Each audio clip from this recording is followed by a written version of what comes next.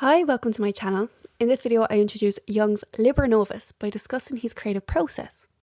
This topic of the Red Book would be divided into various videos as there is a lot to discuss and it would be rude to reduce it to one 10-minute clip. So if you want to see the original publication, it is free to view at archive.org and I'll leave a link in the description. So let's begin. During the early 20th century, Jung recorded, revised, rewrote and meticulously illustrated what he considered the numinous beginning from which all his succeeding work derived. The Red Book, otherwise known as Liber Novus, consists of 200 parchment pages of meticulous calligraphy and detailed watercolour paintings bound in red leather. Throughout his lifetime, Jung only showed a handful of people the contents of this book, either in whole or part, and it was only made available to the public in 2009, 50 years after his death. So Jung's Liber Novus began as a psychological investigation, a confrontation with the unconscious.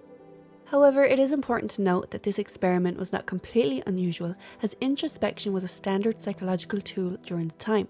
Within this document, Jung artfully recorded his unique inner experience in an attempt to hear and understand his soul's longing. The analyst Murray Stein suggests that an existential crisis drove the creation of this manuscript. He writes, "It is clear that after his break from the personal relationship with Freud, he had to regroup his forces and find a new line of psychological thought." In addition, Shamdasani, the editor of Liber Novus, states that this experiment was motivated by his experience of two horrific yet identical visions that occurred 2 weeks apart, which Jung spoke about in Memory, Dreams, Reflections. In October, while I was alone on a journey, I was suddenly seized by an overpowering vision. I saw a monstrous flood covering all the northern and low-lying lands between the North Sea and the Alps. When I came up to Switzerland, I saw that the mountains grew higher and higher to protect our country. I realized that a frightful catastrophe was in progress. I saw the mighty yellow waves, the floating rubble of civilization, and the drowned bodies, uncounted thousands. Then the whole sea turned to blood. This reoccurring vision lasted for about an hour, causing Jung to feel perplexed and nauseated and ashamed of his weakness. This experience even made him question his sanity. Subsequently, Jung considered his situation and even searched for therapeutic and palliative insight. However, these conventional routes provided no answers, forcing Jung to seek his answers introspectively. Thus, in November 1913, Jung sat at his desk and started to make entries in his private journal, the so-called Black Books. At the beginning of this inner journey, he asks, "My soul, where are you? Do you hear me?"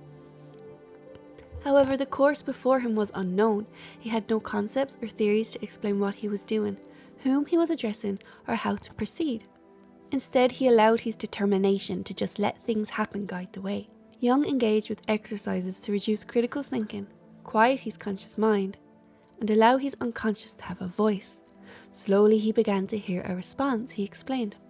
Sometimes it was as if I was hearing it in my ears, sometimes feeling it within my mouth, as if my tongue was formulating words. Now and then I heard myself whispering out loud.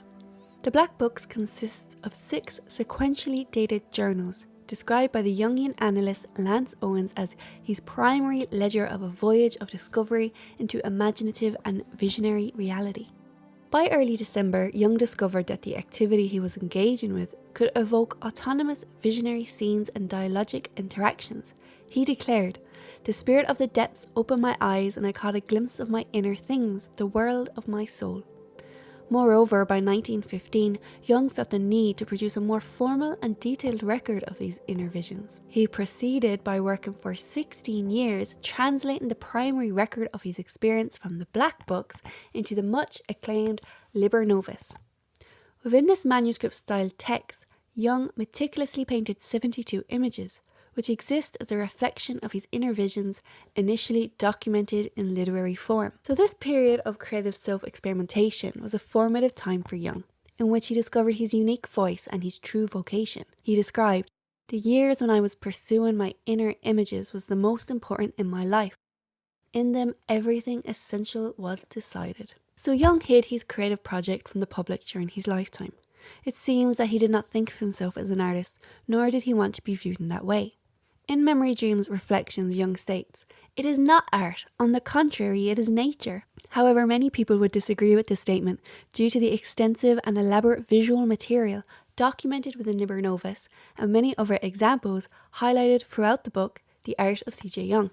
In part 2, I consider two styles of drawings that are prevalent within Liber Novus and relevant to my discussion and studies on visionary art.